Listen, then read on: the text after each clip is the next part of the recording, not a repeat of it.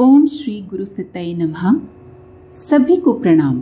अध्यात्म के शिखर पुरुष स्वामी विवेकानंद का जीवन चरित्र सचमुच उनकी दिव्य आध्यात्मिक अनुभूतियों का एक ऐसा लहराता उफनता सागर है, महासागर है, जिसमें उठती हुई लहरें हमारे चित्त को नहलाकर हमें असीम आत्मिक आध्यात्मिक आनंद में डुबो देती हैं। अपने पूर्व जन्म के प्रबल प्रचंड आध्यात्मिक संस्कार के कारण विवेकानंद जी को अपने बाल्यकाल से ही ईश्वर के प्रति विशेष अनुराग था, प्रेम था। उन्हें बचपन से ही दिव्य अनुभूतियां हुआ करती थी। प्रतिदिन सोने के पूर्व उन्हें एक दिव्य दर्शन हुआ करता था। आंखें मूंदते ही उन्हें अपनी भावों के बीच निरंतर परिवर्तनशील रंगों का एक ज्योति बिंदु दिख पड़ता था। वो ज्योति बिंदु धीरे धीरे बढ़ते हुए एक गोले के आकार का होकर फट जाता था और उससे निकलने वाले एक शुभ्र ज्योति पुंज से उनका संपूर्ण शरीर नहा उठता था। उस आलोक का अवलोकन करते हुए वे धीरे धीरे निद्रा में डूब जाते थे। बचपन में नरेंद्र, जो कि स्वामी विवेकानंद जी के संन्यास लेने के पूर्व का नाम है, नरेंद्र शिव जी की मूर्ति के समक्ष बैठकर ध्यान किया करते थे। ध्यान के समय प्रायः उनकी बाह्य संज्ञा का लोप हो जाया करता था। वे बेहोशी जैसी अवस्था में हो जाया करते थे। एक बार उन्हें हाथ में दंड एवं कमंडल लिए हुए एक ज्योतिर्मय पुरुष का दर्शन हुआ, जिनके मुखमंडल पर शांति छाई हुई थी। वे दिव्य पुरुष मानो उनसे कुछ कहना ही चाहते थे कि नरेंद्र भयपूर्वक कमरे से बाहर निकल आए। बाद में आगे चलकर उन्हें समझ में आया, संभवतः वे बुद्ध देव थे। 15 वर्ष की आयु में उन्हें पुनः एक दिव्य आध्यात्मिक अनुभूति हुई। तब वे अपने परिवार के साथ मध्य प्रदेश के रायपुर नगर जा रहे थे। यात्रा का कुछ भाग बैलगाड़ी में तय किया जा रहा था। तब वे अपने परिवार के साथ रायपुर नगर जा रहे थे। यात्रा का कुछ भाग बैलगाड़ी में तय किया जा रहा था। उस दिन शीतल और मंद वायु प्रवाहित हो रही थी।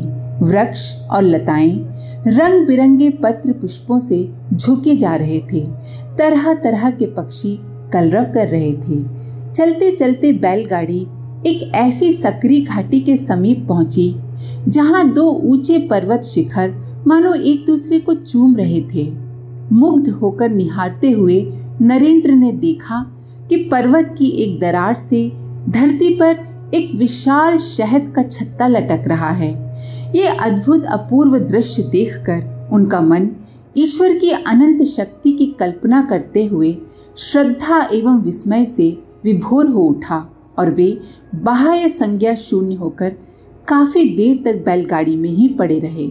बाह्य चेतना लौटने के पश्चात भी उनके मन में आनंद की हिलोरें उठती रहीं। इस प्रकार धीरे धीरे नरेंद्र की आध्यात्मिक पिपासा बढ़ने लगी। वे सन 1880 में कोलकाता के स्कॉटिश चर्च कॉलेज में बीए के छात्र थे। वे अब जगत की क्षणभंगुरता तथा बौद्धिक शिक्षा की व्यर्थता का बोध करने लगे थे।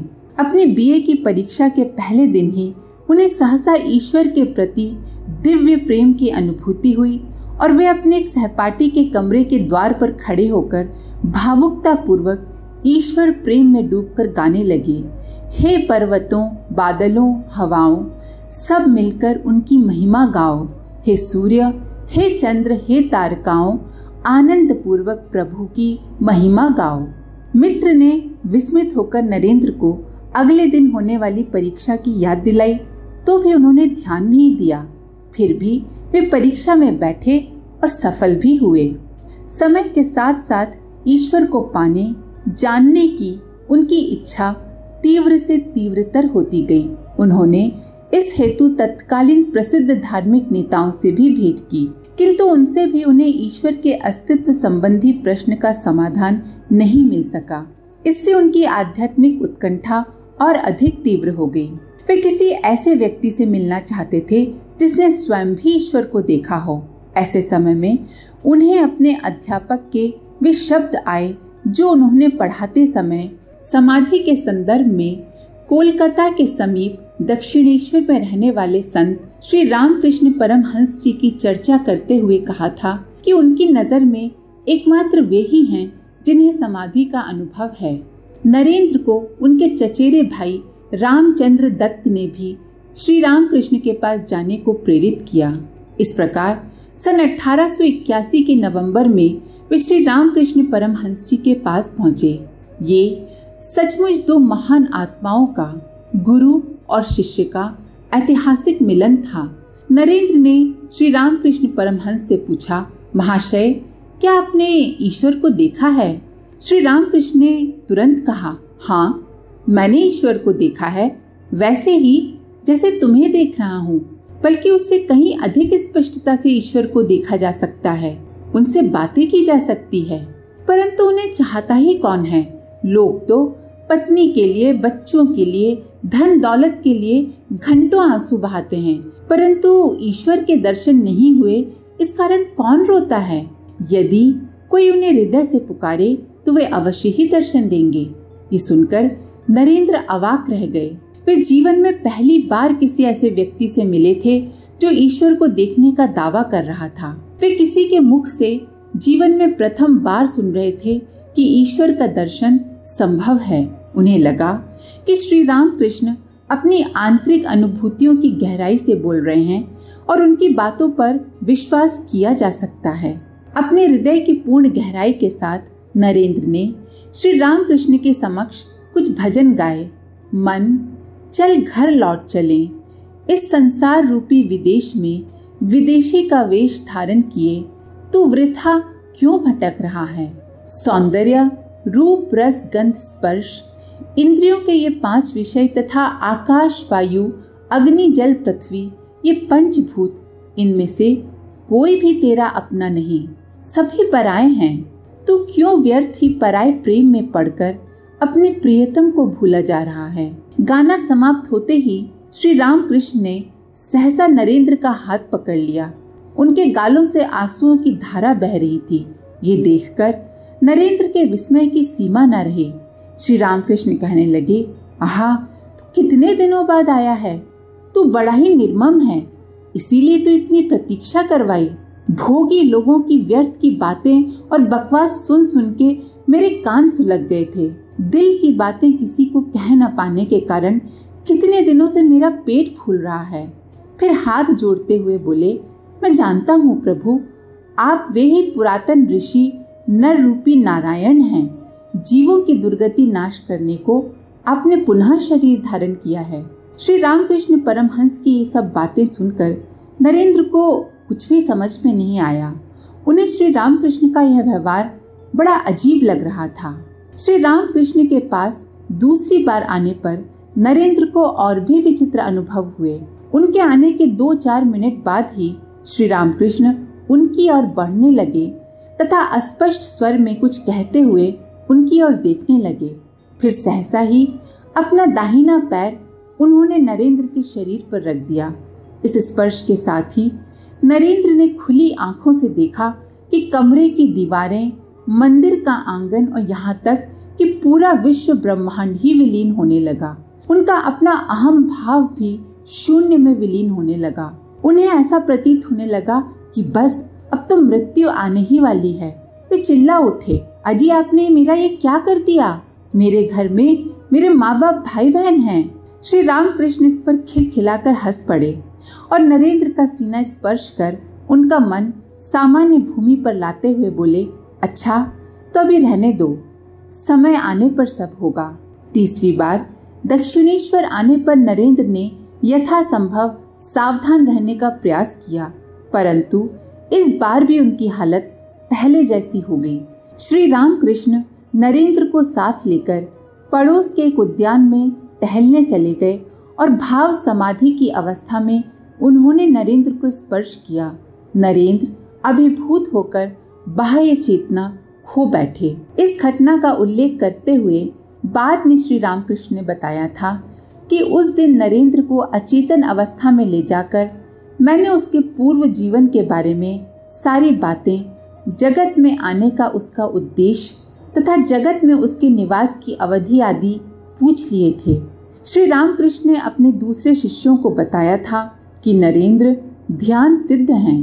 वो जन्म के पहले से ही पूर्णता की उपलब्धि कर चुका है और जिस दिन उसे अपने वास्तविक स्वरूप का बोध हो जाएगा उस दिन वो योग मार्ग से स्वेच्छा पूर्वक देह त्याग देगा। पूर्व की भांति एक बार फिर जब नरेंद्र श्री रामकृष्ण से मिलने दक्षिणेश्वर पहुंचे तो श्री रामकृष्ण ने एक बार फिर नरेंद्र का स्पर्श किया और फिर स्वयं गहन समाधि में डूब गए। उस स्पर्श ने जादू सा असर किया और नरेंद्र को चेतना के नए ही जगत की अनुभूति होने लगी। वे देखने लगे कि संपूर्ण ब्रह्मांड ही ब्रह्म से ओतप्रोत है। भावावस्था में ही वे अपने घर लौटे। भोजन करते समय भी उन्हें सभी वस्तुओं में ब्रह्म की अनुभूति हो रही थी। रास्ता चलते उन्होंने देखा कि गाड़ियां, घोड़े, भीड़ भाड़ और वे स्वयं भी मानो एक ही तत्व के बने हैं। इस प्रकार इस बार उन्हें अद्वैत की झलक मिली। गुरु और शिष्य दोनों एक दूसरे की परीक्षा लिया करते थे। नरेंद्र ने श्री रामकृष्ण की परीक्षा कर उनके द्वारा प्रतिपादित आध्यात्मिक सत्यों की पूरी जांच कर ली और श्री रामकृष्ण ने नरेंद्र की परीक्षा लेकर उनके शिष्यत्व और पात्रता की परीक्षा ली। इसी क्रम में एक दिन जब नरेंद्र दक्षिणेश्वर आए तो श्री रामकृष्ण ने उनकी ओर देखा तक नहीं, ध्यान ही नहीं दिया। एक सप्ताह बाद आने पर ठाकुर ने पुनः उनके प्रति वैसी ही उदासीनता दिखाई। तीसरी और चौथी बार आने पर भी श्री रामकृष्ण का व्यवहार वैसा ही रहा। ऐसे ही महीना भर बीत जाने पर एक दिन उन्होंने नरेंद्र को निकट बुलाकर पूछा, अच्छा, मैं तो तेरे साथ जरा सी भी बात नहीं करता, तो बतला तू यहाँ क्यों आता है? नरेंद्र ने कहा, मैं आपसे प्रेम करता हूँ, आपको देखने की इच्छा होती है, इसीलिए आता हूँ। सुनकर श्री रामकृष्ण आनंद विभोर हो उठे और आनंदातिरेक में नरेंद्र को गले लगाते हुए बोले, मैं तो तेरी परीक्षा ले रहा था। मैं ये देखना चाहता था कि उपेक्षा दिखाने पर कहीं तो भाग तो नहीं जाएगा। तेरे जैसा आधार ही इतना सहन कर सकता है, दूसरा कोई होता तो कब का भाग चुका होता। एक अन्य समय श्री रामकृष्ण अपनी साधनाओं एवं अतीन्द्रिय अनुभूतियों द्वारा प्राप्त सिद्धियों को नरेंद्र के अंदर संचार कर देना चाह रहे थे। इस पर नरेंद्र ने पूछा, क्या इन सिद्धियों से मुझे ईश्वर प्राप्ति में कुछ सहायता मिल सकेगी? श्री रामकृष्ण ने कहा, नहीं, पर आचार्य के रूप में भावी कर्मों में अवश्य सहायक सिद्ध होंगी। इस पर नरेंद्र ने कहा, तो पहले ईश्वर लाभ हो जाए, फिर इन अलौकिक सिद्धियों को लेने या न लेने के बारे में सोचा जाएगा। अभी इन्हें स्वीकार करना मेरे लिए संभव नहीं। कहीं ऐसा ना हो इनके चक्कर में मैं ईश्वर को ही भूल जाऊं और अपने स्वार्थ के लिए इनका दुरुपयोग कर सर्वनाश कर बैठूं। अपने प्रिय शिष्य की अटल भक्ति देखकर श्री रामकृष्ण को असीम आनंद हुआ। नरेंद्र ने श्री रामकृष्ण के निर्देशन में अपनी ध्यान तन्मयता और भी बढ़ा दी तथा देह बोध से परे जाकर आंतरिक शक्ति का अनुभव करने लगे। ध्यान से उठने पर भी उनके मन में शांति का तारतम्य बना ही रहता था। उन्हें प्रायः ही यह अनुभव होने लगा था कि आत्मा शरीर से अलग है। स्वप्न में भी उन्हें दिव्य दर्शन होने लगे थे, जिसके फलस्वरूप जागने के बाद भी उन्हें एक विशेष आनंद का अनुभव होता रहता था। सन 1884 में पिता के देहावसान के बाद उनके परिवार पर विपत्ति आ गई। घर की आर्थिक स्थिति खराब हो गई। सो एक दिन वे श्री रामकृष्ण से बोले, जगन माता तो आपकी प्रार्थना सुनती हैं, तो फिर आप मेरे परिवार के दुख निवारण के लिए जगन माता से प्रार्थना कर दीजिए। इस पर श्री रामकृष्ण बोले, तो स्वयं माँ के पास जाकर क्यों नहीं कह देता? आज तो मंगलवार है, आज रात काली मंदिर में जाकर माँ से तू जो भी मांगेगा माँ उसे पूरा करेंगी। मेरी माँ प्रेम व करुणा की मूर्ति हैं, वे चिन्मय ब्रह्म शक्ति हैं। उन्होंने तो अपनी इच्छा मात्र से जगत को उत्पन्न किया है। रात को 9 बजे नरेंद्र ने काली मंदिर में प्रवेश किया। आंगन से होकर जाते हुए उन्हें भावावेश होने लगा। जगदम्बा के दर्शन की आशा में उनका हृदय उछलने लगा। देवालय में प्रवेश कर मूर्ति की ओर देखने पर उन्हें लगा कि वो पत्थर की प्रतिमा नहीं, वहां तो साक्षात जगदम्बा विराज रही हैं और वे उनकी इच्छानुसार सांसारिक सुख अथवा आध्यात्मिक आनंद का कोई भी वर देने को प्रस्तुत हैं। वे भाव विहल होकर बार बार प्रार्थना करने लगे, माँ मुझे विवेक दो, वैराग्य दो, ज्ञान दो, भक्ति दो। परंतु वे धन मांगना भूल गए। वे लौटकर जब ठाकुर के पास आए तो ठाकुर ने कहा, क्यों, माँ से गृहस्थी का अभाव दूर करने की प्रार्थना कर ली ना? तो नरेंद्र बोले, नहीं महाराज, मैं तो भूल गया था। ठाकुर के कहने पर नरेंद्र माँ के पास दोबारा गए, पर फिर भूल गए। तीसरी बार भी ऐसा हुआ। नरेंद्र ठाकुर की माँ की लीला समझ गए। वे समझ गए कि माँ चाहती हैं कि मैं त्यागमय जीवन जीऊं। ठाकुर ने उन्हें दिलासा देते हुए कहा कि उनके परिवार को कभी भी भोजन वस्त्र का अभाव नहीं रहेगा। उपर्युक्त घटना नरेंद्र के मन पर गहरी छाप छोड़ गई। इससे उन्हें ईश्वर एवं जगत के कार्यों के बारे में एक नवीन प्रकाश की उपलब्धि हुई। अब उन्हें बोध हुआ कि ईश्वर अपनी संपूर्ण सृष्टि में ओतप्रोत है। एक अन्य दिन श्री रामकृष्ण ने नरेंद्र से कहा, ईश्वर रस के समुद्र हैं, क्या तू इस समुद्र में डुबकी लगाएगा? अच्छा, मान ले एक नांद में रस है और तू मक्खी हो गया है, तो तू कहाँ बैठकर रस पिएगा? नरेंद्र ने कहा, मैं नांद के किनारे बैठकर रसपान करूंगा, क्योंकि ज्यादा बढ़ने पर डूब जाऊंगा और जान से हाथ धोना पड़ेगा। इस पर ठाकुर बोले, बेटा तू क्यों भूल जाता है कि ये सच्चिदानंद सागर है। मैं अमृत के सागर की बात कर रहा हूँ, इसमें मृत्यु का भाव नहीं है। मूर्ख लोग ही कहा करते हैं कि भक्ति भाव में अति उचित नहीं।